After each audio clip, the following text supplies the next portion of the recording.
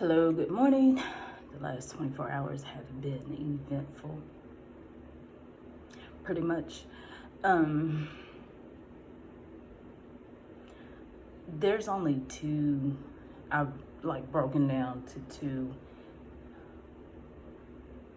people that I watch when it comes down to their commentary about the episode. And that's Jeremy Fire and Ice and E-Man. Because even though if you are posting your commentary, I see nothing wrong with looking at theirs. I see something wrong with taking their information and using it for yourself. But I had got out of their reviews or commentaries because just in case there coincides with something that I think I don't want it to sound like copying or clashing, which opinions clash, don't get me wrong. I just wanted to post my own thing before I complete theirs. And I guess I'm gonna get started. I still don't know what I'm gonna do with this channel. I have thought about doing a review of last Friday's Law and Order, because they used to be my thing. I can binge on Law and Order until I go to sleep, because the last Friday's episode of Law and Order kind of touches the basis of humanity for kids, because the episode was about a 13-year-old, still a child, who shot his teacher because he was scared that his teacher was gonna snitch on him about writing a song about killing him, and he thought he was gonna lose the best to his experience foster home that he'd been in, and then committing that act made him lose it anyway. And it touched bases on responsibility, and when responsibility and your mental capacity crosses and clashes. My thought was, and I was supposed to do this about from season 3, episode 7, and I'm off on this, because when you experience something bad over and over again, then you finally get something that seems like it could be a good thing. Some people are not going to react to it the same way. They are afraid to lose it. And some people might have that same thought to be afraid to lose it, but move in a different way. And I think that's a good conversation to have, because he lied and said, oh, I didn't know the gun, it was a community gun. I didn't know the gun had bullets in it. I just was going to scare Mr., I'm going to call him Thompson. But fingerprint analysis showed that his fingerprints was on the bullets. So he lied about that portion. And it took away his plea deal. But I don't know, I'm debating on that. But let me get on this, because I still got to clock in to work. I try to do this before I clock in. I work from home. And I'm trying to do this before I, clock in. So this time I try to keep my notes and try to get my thoughts in order. I think if you can see, I probably had somewhere up in here. Try to get your thoughts in order. And it didn't go that way, because part of this is going to veer off and veer back. So let's do this thing. So Fatima in the pregnancy. I don't like the fact that everybody's treating her like she's just crazy when you're in the land from fairyland. Christy took the pregnancy test, and I understand. And she said, I understand if we were anywhere else, but here I would say that you were in the quote unquote hysterical pregnancy. Okay, if you think that, why would you just make it seem like, oh, she's just crazy? Who want to be pregnant there? They're out of food, creatures come at night. Okay, say she really had a baby. In which at this point I think she has something there that they can't see. That's my analogy. That's my opinion at this point. I don't know if it's right, but that's my opinion. I wouldn't put it past any of the creatures to come upstairs and say, hey, do you need help with the baby? Like, this is not a place to have a baby. Who want to go cuckoo for Cocoa Puffs and say, oh, I think just to get by, I'm going to say I'm pregnant. Me personally, I wouldn't do it, but, you know, whatever.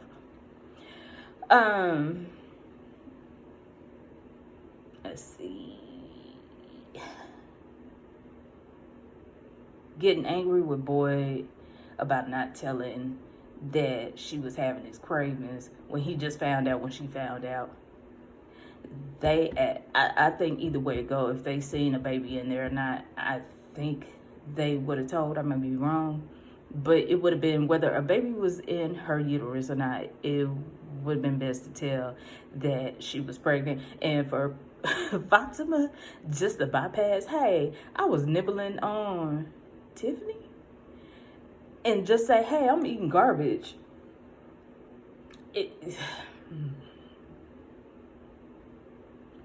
I have that at the time they figure out that she's having these spurts of anger. Like, somebody should have been, that, like, they shouldn't really leave her by herself for real.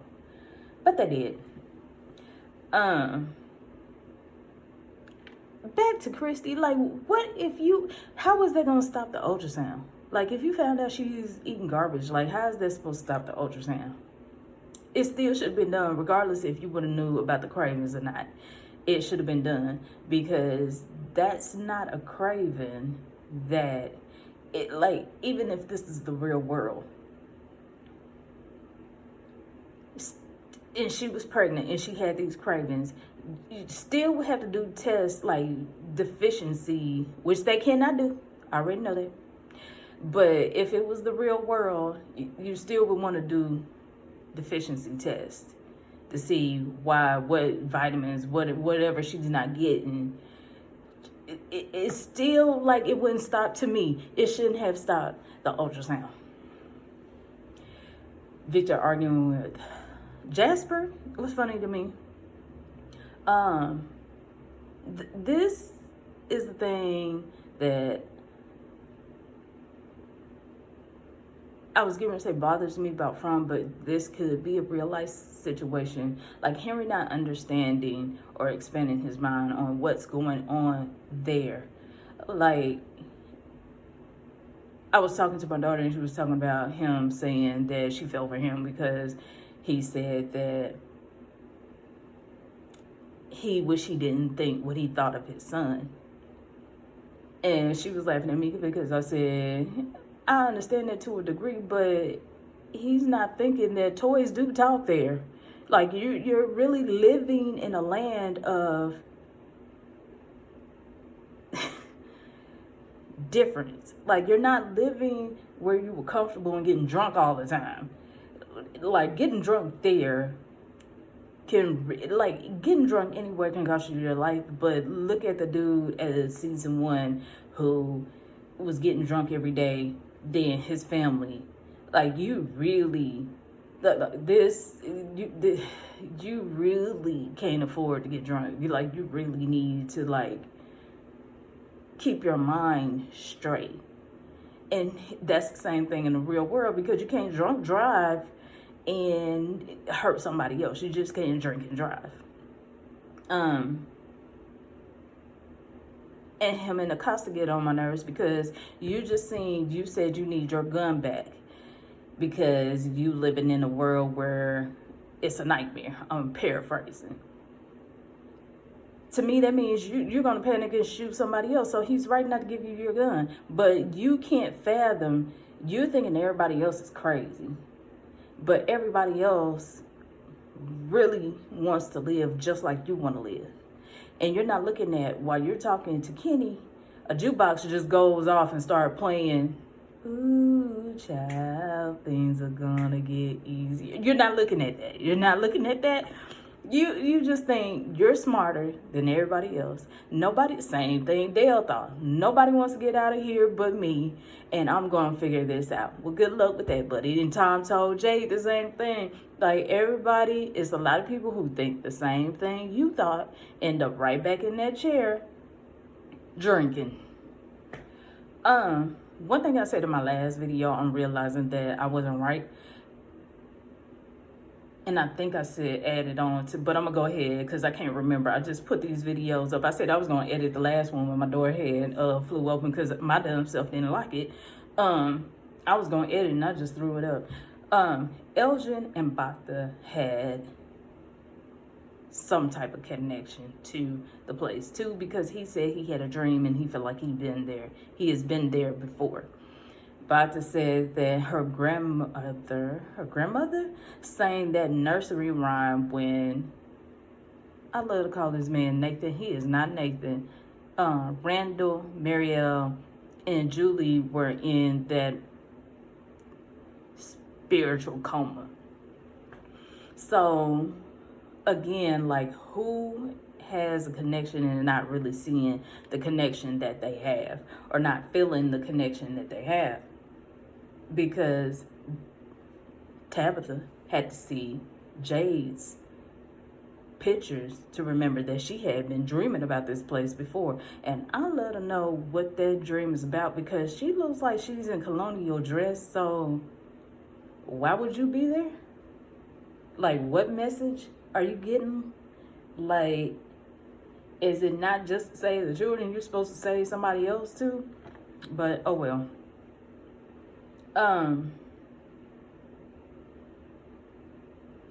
Oh, I put like the camera taking pictures. Like, this is a supernatural place. The camera just taking pictures and the camera is not focused on the object that's in the Polaroid. Like, this is not a place where everyday things happen, everyday happenings happen. And going back to Fatima not being believed, nobody believed Boyd, and Marielle mentioned that. Nobody believed Boyd. They thought he was crazy. Not only that, he was hallucinating when he got the worms inside him. So I don't want to say hallucinating, because he could be seeing these things that those were things he was seeing only. And I didn't understand. I had to watch this, like, and I used to do Walking Dead like this. Like, I'll watch it and then wake up in the morning, Monday morning, and on demand, watch it again to see what I missed. I had to watch it 2 or 3 times to really get what Ellis was talking about when he was saying, what nightmare am I supposed to believe? Am I both situations may be happening right here in my wife. Something might actually be there, and nobody can see it just yet, or she's going through mom's phase of, and then you can't even say that, because before she started shooting people, she said, oh, I had a dream about this place. And that's my common connection that I'm getting from this place. Like, somebody is getting something every single time, and it seems like it's mostly the people who's going to react that gets these visions, that get these voices, who's getting these dreams. They're going to react some kind of way. They're going to go looking. They're going to start killing. They're going to do something to make them react after they get a dream, a vision, a voice. Because look at Sarah. Sarah was hearing voices and she killed 3 people and tried to kill a little boy. So it took me a while to think about what he was actually trying to say, which, like, at this point, like, everybody is thinking with their emotions and they're not trying to figure out which one, like, how to handle this. But I felt like if you didn't know what to do at that time, that somebody should have been nobody should have left her by herself that was capable of handling her to their best abilities, because Tilly couldn't. That was supposed to be at the end of my my thing. It's with Fatima, it was the time to think critically without, well, you can't do that without emotions. You can't think period without emotions, because your thoughts, whether they're right or wrong, are going to be motivated by emotions to a percentage. So It's just that they should have just said, hey, we know this is Fatima, but we have an issue. She just threw a glass down and said she didn't want any water. So if she can throw a glass down and look like she could fight all of y'all, somebody should have been up on her. I agree with Donna when she said that Ellis and Fatima couldn't be at Colony House. It's a simple fact, where were they gonna go? Because if she's a danger right now to Colony House, she's a danger to everyone. So where was Boyd gonna find? And I can understand Boyd's frustration because he has to break the news. He has to find somewhere for them to go. And she's talking about, like, not right now, but when. He needed to start it, like, right now. The knock on the door when Ellis went down to the cellar. The cellar was creepy. We all know that. The body on the floor, I want to know who that is. Like, who was that? And was that somebody in the same type of predicament? Because I feel like these things keep repeating. Like, somebody is a Chris. Somebody, I thought Tilly was a Jasper type, but hey, like, that's the one thing I agree with the internet when I watch other people's videos, that Tilly seemed creepy, and I feel like we all should be ashamed of ourselves because we felt like an old lady with cancer was creepy. But I digress. Oh, I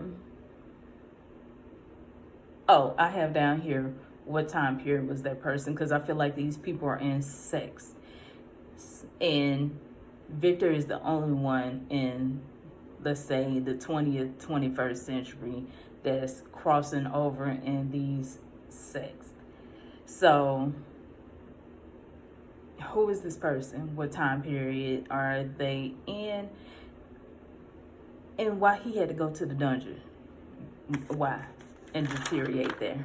Like, he ain't even ripped open. Acosta has to go. I'm sorry. It looked like they trying to keep her. She gotta go. Because one thing you do not do, you do not question Boyd, in my opinion. You do not think that Boyd is not the man. That's why I was not sad when Dale had to go. Because when he yelled at Boyd in the diner, it like, you gotta go. You have to go. Because her thinking that nobody is concerned about going back home, nobody asks these questions, is very irritating to me. And I think that she's also fueled about Boyd going off on her when she tried to come to him about giving the people activities to do.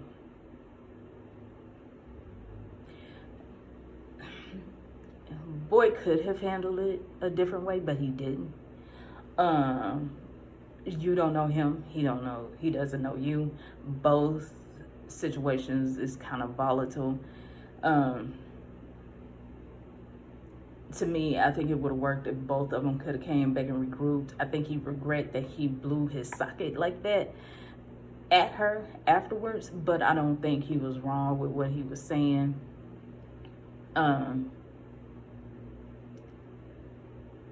The thing I think I agree with Father Cartry that I think Father Cartry told him that he may have to rethink the way if he didn't, I'm going to say he probably needs to rethink the rules as the other rules are changing. Like, everybody is capable of doing something, and like, he doesn't want to put people in a box. So if everybody is capable of getting pressed by that town, the supernatural part of that town, to end somebody's life, nobody would be there. Because the one thing I'm thinking, if the monsters don't get to kill and eat you, it's going to force you to either get rid of somebody or get rid of yourself, to knock down a population to trap somebody else there. So I don't care too much for Acosta, the writer who says some of your beloved characters are going to die. Only T and Jen so far. Tilly, I didn't want her to get killed by whatchamacallit. I thought she was gonna last. I'm on the fence whether she was a beloved character to me, but you know, what can I do? Yeah, I did jump ahead. See, I said I was gonna keep it, but I didn't, because right here, Tabitha's dream as a child is right here in my notes. Let me see if it's something that I didn't. Oh, okay. So, she said it was people there that was screaming.